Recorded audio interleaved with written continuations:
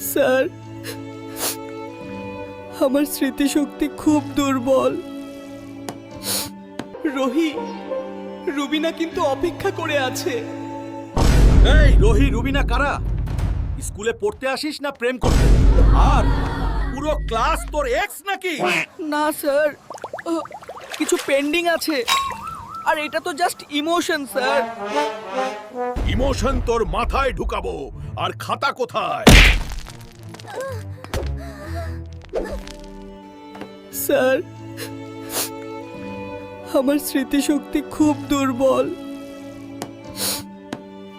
ওহ, না sir, serious.